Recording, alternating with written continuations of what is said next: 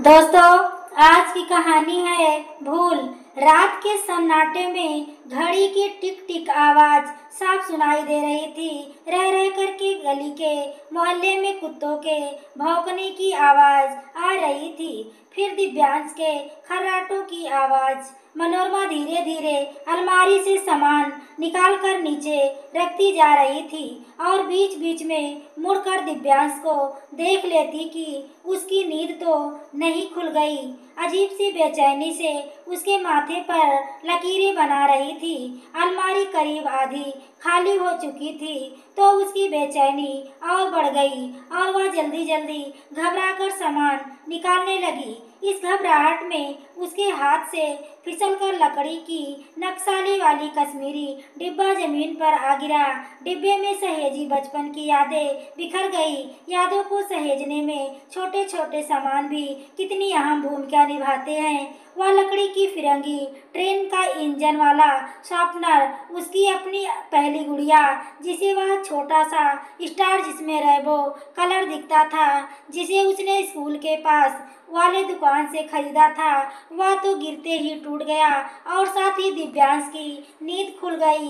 क्या कर रही हो इतनी रात को, और अब यह सामान क्यों बिखरा रखा है? घड़ी में देखो 2 बज रहे हैं, अभी तक सोई क्यों नहीं? वह मैं अपनी कुंदन वाली ज्वेलरी खोज रही हूँ जिसे उस दिन शादी में पहन कर गई थी। वहाँ रात ज़्यादा हो गई तो कपड़े की अलमारी में ही रख दी थी, लेकिन अब मिल नहीं रही। कई बार देख चुकी हूँ, इसलिए आज सारा सामान निकाल कर देख रही हूँ, कहीं और रख दिया होगा तुम्हें याद ही कहाँ रहता, और देखना ही था तो सुबह देख लेती।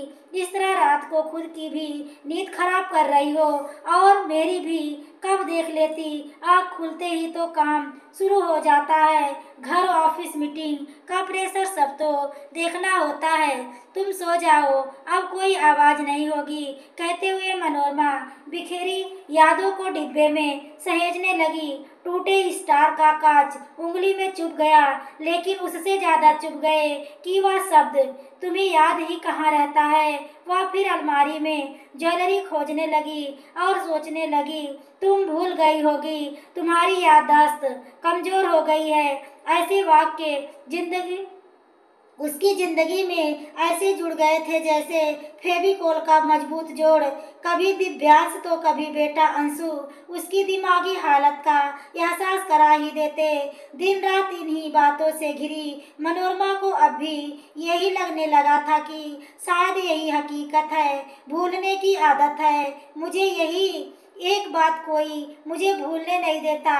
भावनाओं में डूबी उसकी तलाश तब सफेद रुमाल में लपेटकर रखी उसकी ज्वेलरी पर आकर रुकी। खोलकर देखा वही कुंदन का सेट।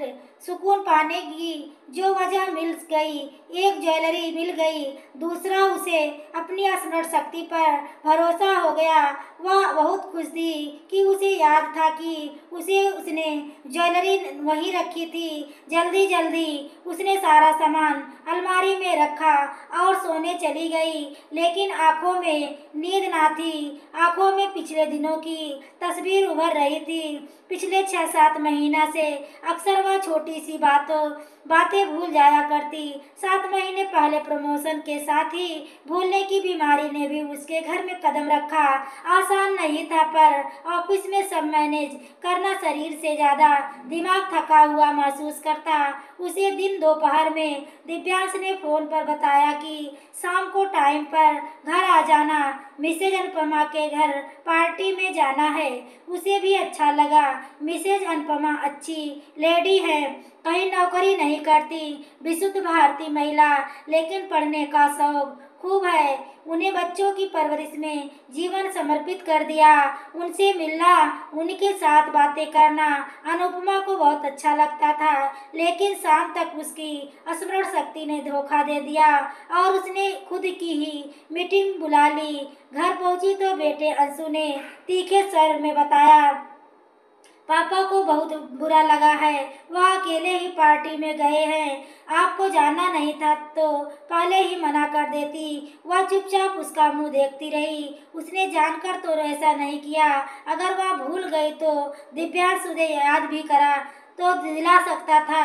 छोटी छोटी बातें तो होती ही रहती, कभी वह कुछ रहकर भूल जाना, कभी आते वक्त सामान लाना और उसके साथ स्टिकर की तरह चिपका हुआ कि फिर तुम फिर भूल गई होगी, आज फिर भूल गई, बादाम खाया करो, किसी डॉक्टर को दिखाओ। अंशु का व्यवहार भी दिन दिन खराब होता जा रहा था। गलती उसकी भी नहीं थी, जैसा देख रहा था वैसा ही कर रहा था।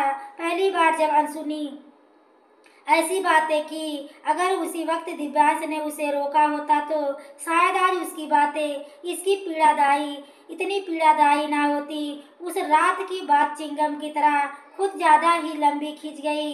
दूसरे दिन बाप बेटे ने तय किया न्यूरोलॉजिस्ट को दिखाया जाए। शाम 6 बजे का अपॉइंटमेंट है, ऑफिस से सीधे वहीं पहुंच जाना, भूलना मत। दिव्यांश ने बताया तो पीछे से अंशु बोला, आप अलार्म लगा दीजिए, आप अपने फोन में, वरना भूल जाएंगी। मनोरमा ने अंशु का टिफिन बैग में रखते हुए बेमन से हाँ में सिर हिलाया तो अंशु बोला, अलार्म ही लगा देता हूँ, नहीं तो आप वो ही भूल जाएंगी। कहते हुए फोन उसके हाथ से ले लिया। दिल करता कभी पूछूं, मुझे जो तकलीफ हर दिन होती है तुझे क्या महसूस भी नहीं होती। शाम को नियत समय से पहले ही वह डॉक्टर के पास पहुंच गई। डॉक्टर ने कुछ सवाल किए, कुछ टेस्ट कराए, बड़ी सर्जिंदगी से डिमेंशिया के शुरुआती लक्षण बताए। सुनकर दिव्यांश और अंशु भविष्य की कल्पना में डूब गए। डर तो मनोरमा भी गई थी, पर वह चिंतित नहीं थी। अब घर का माहौल और बदल गया। अब जो कुछ हो ना भूली हो या किसी की भी गलती हो, उसके लिए भी वही जिम्मेदार होती। अब तो काम वाली बाई संतू भी उसे बड़े प्यार से समझा देती, भाभी आप भूल गई होंगी। अब आप उसको कहे जाने वाले शब्द बदल गए। अब उसे प्यार से समझाया जाता, हाँ हो सकता है तुम भूल गई हो, तुम्हें याद ना हो। ऐसा होता सुनकर उसका दिल आहत हो जाता, लेकिन वह मानने को तैयार नहीं थी। उसे कोई बीमारी है। डॉक्टर ने रात में खाने की एक दवा दी थी जिसे वह चुपके से फेंक देती है। वह अक्सर सोचती है, घर में ही क्यों सब कुछ भूलते हैं, ऑफिस में क्यों नहीं। और आज जब उसे अलमारी से उसकी ज्वेलरी मिल गई तो उसे विश्वास हो गया कि उसकी याददाश्त बिल्कुल ठीक है, उसे कोई बीमारी नहीं। लेकिन अगर ऐसा नहीं हो तो वह कुछ चीज़ें भूलती क्यों है। दूसरे दिन सुबह उसने गूगल पर सर्च करके साइकोलॉजिस्ट का नंबर निकाला, अपॉइंटमेंट फिक्स किया। ऑफिस से आधे दिन की छुट्टी लेकर 3 बजे पहुंच गई। डॉक्टर महिमा ने बहुत ध्यान से उसकी बातें सुनी और हंसती हुई बोली, आप बिल्कुल ठीक है, आपको कोई बीमारी नहीं है। जब किसी भी व्यक्ति के ऊपर काम का प्रेशर ज़्यादा होता है तो भूलने की समस्या होना स्वाभाविक है। लेकिन डॉक्टर, मेरे पति मुझसे ज़्यादा ऊंचे पद पर हैं, उन पर भी तो काम का प्रेशर होता है, लेकिन वह तो नहीं भूलते। सही कहा ना, लेकिन जिम्मेदारियां अगर एक ही तरह की हो तो उसे संभालना आसान होता है। आप दोहरी जिम्मेदारी निभा रही हैं। आपके लिए जितना महत्व ऑफिस के काम का है, उतना ही महत्व घर का भी है। एक वर्किंग वूमन को घर परिवार रिश्तेदार सबको खुश रखना पड़ता है।